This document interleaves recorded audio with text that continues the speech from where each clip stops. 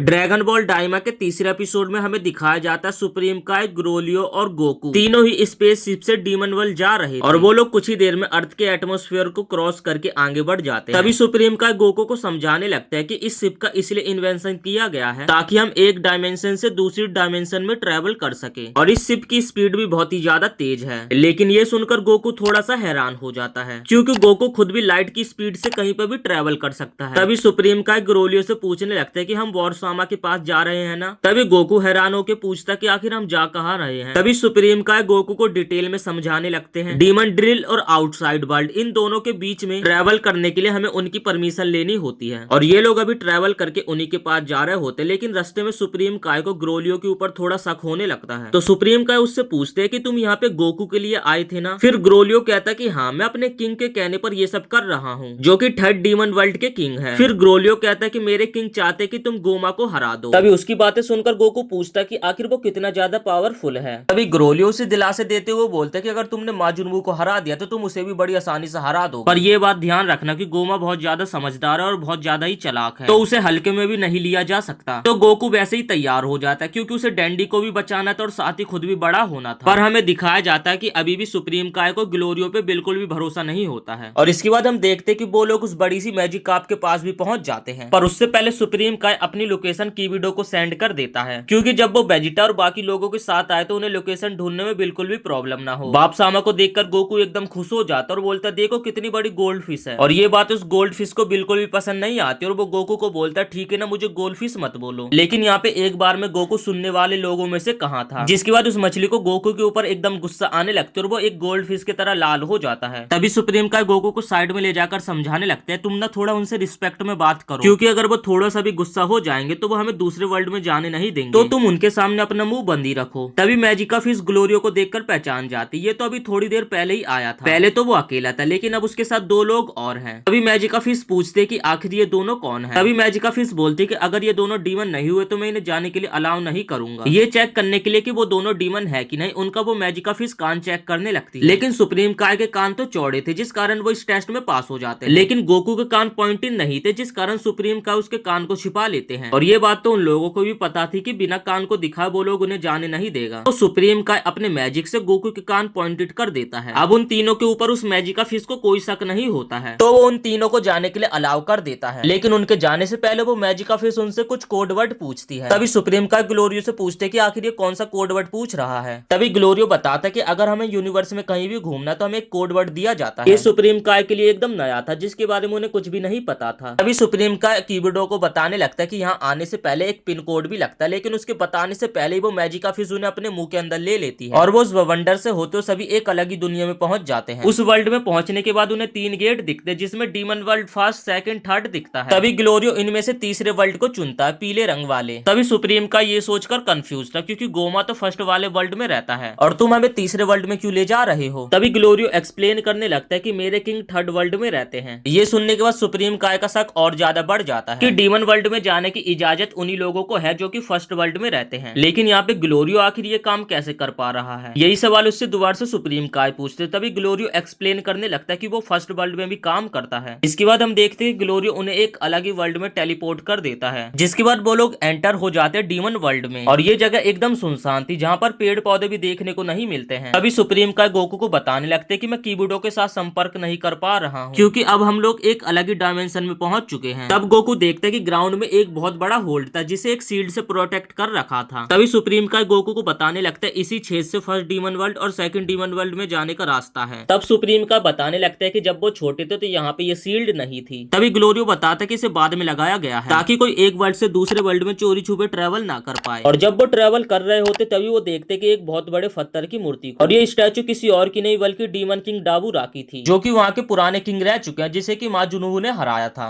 इसके बाद हम देखते कि वो लोग जमीन पे लैंड कर देते जहाँ पर गोकू अपने कुछ फाइटिंग मूव को प्रैक्टिस करने लगता है और वो देखता है कि इस वर्ल्ड में उसकी स्पीड काफी ज्यादा स्लो हो गई है। तभी ग्लोरियो ने बताते कि ये तुम्हारे साथ इस जगह की गैस की वजह से हो रहा है। तभी गोकू को एक जानवर दिखाई देता है जिसका पीछा करते हुए गोकू एक चट्टान से नीचे गिरने वाला था। तभी ग्लोरियो गोकू पे चिल्लाता और बोलते यहाँ पे तुम ऐसे बच्चे वाली हरकतें ना करो क्योंकि अगर तुम सी ऑफ डार्कनेस में चले गए तो तुम्हारे साथ क्या होगा ये तुम भी नहीं जानते हो। तभी हमें ये भी दिखाया जाता है कि कुछ राक्षस जैसे दिखने वाले लोग उनके ऊपर नजर रखे होते और वो लोग कुछ ही देर बाद गोकू के ऊपर तीरों से भी अटैक कर देते हैं। पर उन तीरों की स्पीड इतनी ज्यादा स्लो थी जिनसे गोकू बड़ी आसानी से डॉज हो जाता है। वो एक के बाद एक गोकू के ऊपर तीरों से अटैक कर रहे होते तभी ग्लोरियो बीच में आ जाता है और अपनी गन से उनके ऊपर फायर कर देता है। और इसके बाद वो लोग जल्दी से अपनी सिम में बैठकर चले जाते हैं। ग्लोरियो उन लोगों को बोलते हैं कि आज रात हम होटल पे ही रुकेंगे और कल सुबह होते ही हम लोग यहाँ से चले जाएंगे। और यहाँ पर पहुंचने के बाद सभी लोग गोकू को ही देख रहे होते क्योंकि सुप्रीम काय और ग्लोरियो के कान तो पॉइंटेड होते हैं, लेकिन यहाँ पे गोकू के कान एकदम नॉर्मल होते, इसी कारण सभी क्रिएचर उसे घूर रहे थे। इसके बाद वो लोग एक होटल के पास पहुंच जाते जहाँ पर ग्लोरियो उनसे पूछते क्या तुम दोनों एक रूम में रह जाओगे तो तुम दोनों को कोई दिक्कत तो नहीं होगा ना। तभी सुप्रीम काय बोलने लगते कि हम दोनों को कोई दिक्कत नहीं होगा। इसके बाद ग्लोरियो रूम बुक करने के लिए मैनेजर के पास चले जाता है जहाँ पर वो मैनेजर एक रूम का 30,000 रुपए मांगने लगता है। तभी ग्लोरियो को भी पता था कि ये कुछ ज्यादा पैसे मांग रहा है और उससे कुछ पैसे कम करने के लिए बोलता है। इतना बोलने के बाद भी वो नहीं मान रहा था तो ग्लोरियो से धमकाने लगता है। तब वो प्राइस 30,000 से हटाकर 2,000 कर देता है। इसके बाद गोकू बोलने लगता है कि मुझे ट्रैवल करने के बाद बहुत ही ज्यादा भूख लग रही है। इसके बाद ग्लोरियो ने खाना खिलाने के लिए पास के होटल में लेकर आ जाता है। तभी गोकू बोलता है कि मुझे ज्यादा भूख नहीं लग रही है जिसके कारण मैं बस 5 ही बर्गर खाऊंगा। और वो एक बर्गर ही वहाँ पे 10 बर्गर के बराबर था, जिसके बाद गोकू पेट भर के खाने लगता है। लेकिन यहाँ पे सभी गोकू को ही घूरने पे लगे थे क्योंकि उसके कान एक डीमन की तरह नहीं थे। तभी गोकू के पास कुछ लोग आकर उसे फाइट के लिए अप्रोच करने लगते हैं, लेकिन यहाँ पे गोकू उनके ऊपर बिल्कुल भी ध्यान नहीं देता और अपने बर्गर को खाने में लगा हुआ था। तभी ग्लोरियो को उनके ऊपर गुस्सा आने लगते जिसके बाद ग्लोरियो उनको पीटने लगता है। तभी एक डीमन आकर तो गोकू पे भी हमला कर देता लेकिन गोकू उसके वार से बच जाता है। यहाँ पर गोकू बच्चा था तो इसलिए वो लोग उसे हल्के में ले रहे थे, अगर वो अपनी बड़ी बॉडी में होता तो इन सभी की चुटकियों में गांड फाड़ देता। लेकिन खाना खाते हुए अभी भी गोकू उनकी अच्छे से फाड़ रहा था और उन सभी की पिटाई करने के बाद गोकू दोबारा से अपने बर्गर खाने लगता है। लेकिन यहाँ पे ये सभी लोग पिटाई खाने के बाद भी हार नहीं मानते और चारों तरफ से गोकू के ऊपर हमला करने लगते हैं। लेकिन छोटा गोकू अभी भी इन सभी के ऊपर भारी पड़ रहा था। यहाँ पे ये हरा रंग का दानव गोकू के ऊपर हमला करता है, तभी गोकू उसके वार से बच जाता है और उचक के दूसरे डीमन के मुंह पे जाके एक जोर की लात मारता है। गोकू ने कुछ ही सेकंड में सभी डीमन को जमीन पे ढेर कर दिया था। यहाँ पे हम देखते हैं कि सुप्रीम काय और गोकू साथ में सो रहे होते और गोकू उनके ऊपर पैर रख के सो रहा था। फिर हम देखते हैं कि सुबह हो जाती और ग्लोरियो उन्हें अपने साथ लेने के लिए आ जाता। तभी वो लोग उस जगह पे पहुंच जाते जहाँ पर ग्लोरियो ने उनकी शिप खड़ी करी थी, तो वो देखते कि वहाँ पे तो उनकी शिप खड़ी भी नहीं है। कल रात को यहाँ पे इन लोगों की फाइट हुई थी, तो शायद वो बदमाश लोग इन लोगों से बदला लेने के लिए इनकी स्पेसशिप को अपने साथ ले गए हैं। और इसी के साथ ये एपिसोड यहीं पे समाप्त हो जाता। वीडियो पसंद आई हो तो वीडियो को एक लाइक करके चैनल को भी सब्सक्राइब जरूर से कर देना ताकि आप लोग चौथा एपिसोड जल्द से जल्द देख सके।